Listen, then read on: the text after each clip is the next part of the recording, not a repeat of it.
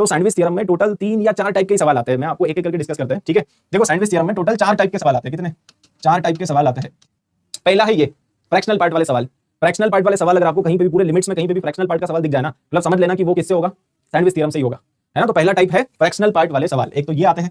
दूसरा greatest integer वाले सवाल, ठीक है। तीसरा ये वाले सवाल जिसमें basically it will be a mix of algebra and trigonometry, इसमें देखो ट्रिग्नोमेट्री भी है और अलजेब्रा भी है, ठीक है। तो it will be a mix of algebra plus trigonometry, तो एक ये वाला आते हैं। और एक आता है फ्रैक्शन वाले सवाल। फ्रैक्शन मतलब ये वाले, जैसे ये फ्रैक्शन है तो ये कुछ फ्रैक्शंस है जिनकी इन्होंने सीरीज बना दी है, तो ये बेसिकली कुछ फ्रैक्शंस वाले समथिंग अपॉन समथिंग टाइप के सवाल। तो ये और ये 4 टाइप के ही सवाल सैंडविच थ्योरम में बनते हैं, ये 4 ही बनते हैं, ठीक है। तो सैंडविच थ्योरम ये मैं बेसिकली आपको ये 4 थोड़ा अच्छे से समझना पड़ेगा, ठीक है। तो समझते हैं एक एक करके। तो सबसे पहले टाइप 1, मान लो कि कोई फ्रैक्शनल पार्ट वाला सवाल आ गया, तो अगर कोई भी फ्रैक्शनल पार्ट वाला सैंडविच थ्योरम में क्या आपको 2 फंक्शन सोचने पड़ेंगे, मतलब यहाँ पे जो फंक्शन है वो ये वाला है ना, तो आपको एक फंक्शन सोचना पड़ेगा जो इससे बड़ा होगा और दूसरा फंक्शन आपको सोचना पड़ेगा जो इससे छोटा होगा, और फिर दोनों की लिमिट आप निकालोगे x टेंडिंग टू इंफिनिटी पे। अगर दोनों की लिमिट बराबर आ गई तो हम बोल देंगे बाय यूजिंग सैंडविच थ्योरम बीच वाले की भी लिमिट उतनी ही है, ठीक है। तो बेसिकली यहाँ पे सोचने वाला पार्ट थोड़ा ज्यादा है, आपको 2 फंक्शन सोचने पड़ेंगे, एक फंक्शन जो इससे बड़ा है और एक फंक्शन जो इससे छोटा है।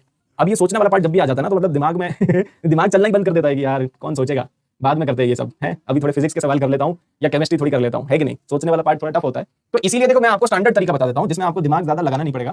फ्रैक्शनल पार्ट की जो प्रॉपर्टी होती है ना उसको यूज किया करो। जब भी फ्रैक्शनल पार्ट वाले सवाल आएंगे, फ्रैक्शनल पार्ट की प्रॉपर्टी क्या होती है कि ये हमेशा 0 और 1 के बीच में रहता है, राइट। तो ये वाली प्रॉपर्टी यूज किया करो हमेशा। और ग्रेटेस्ट इंटीजर में ये वाली प्रॉपर्टी यूज किया करो। ग्रेटेस्ट इंटीजर जो होता है वो हमेशा x - 1 से बड़ा होगा और x से कम होगा, ये वाली प्रॉपर्टी यूज किया करो।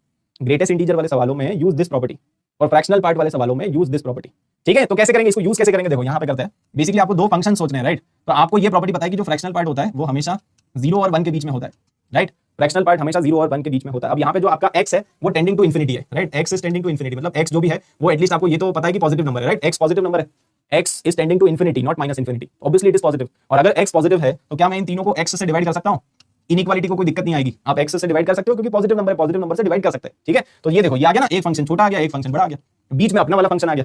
तो बस अब ये वाला जो फंक्शन है ये तो 0 ही है ना, 0 अपॉन एनीथिंग, ये तो 0 ही है। और यहाँ पे आपके पास है 1/x। तो अब इन दोनों का लिमिट निकालो, इसका लिमिट निकालो limit x tending to infinity of this function, अब ये तो 0 ही है तो 0 ही आएगा। और इसका लिमिट निकालो limit x tending to infinity of this function, तो ये भी 1 अपॉन इंफिनिटी, ये भी 0 ही आएगा। तो hence by using sandwich theorem we can say that इसका लिमिट 0 है, इसका लिमिट भी 0 है, तो बीच वाले का भी लिमिट 0 ही आएगा। क्यों आएगा, बाय यूजिंग सैंडविच थ्योरम, ठीक है। तो आप वहां पे बोल सकते हो कि बाय यूजिंग सैंडविच थ्योरम इसका भी 0 ही आएगा। समझ गया। तो बस आपको जब भी एक छोटा एक बड़ा सोचना होता है ना, use this property for fractional part and use this property for greatest integer. ये ग्रेटेस्ट इंटीजर वाले का भी आंसर बता दो, इसको मैं x से डिवाइड कर दूंगा तो यहाँ पे भी 2 फंक्शन आ जाएंगे ना, ये वाला फंक्शन हो जाएगा 1 - 1/x और यहाँ पे आ जाएगा 1, ठीक है। तो इसकी लिमिट निकालो, इसकी लिमिट निकालो x टेंडिंग टू इंफिनिटी पे। तो अगर x इंफिनिटी को टेंड करेगा तो ये हो गया 1 अपॉन इंफिनिटी, ये तो 0 हो गया ना, तो इसकी लिमिट 1 आ रही है, ये तो कांस्टेंट फंक्शन है तो वो भी 1 है, तो ये भी 1 वो भी 1, इसलिए बीच वाला भी 1। तो इसका आंसर क्या है, इसका आंसर 1 है।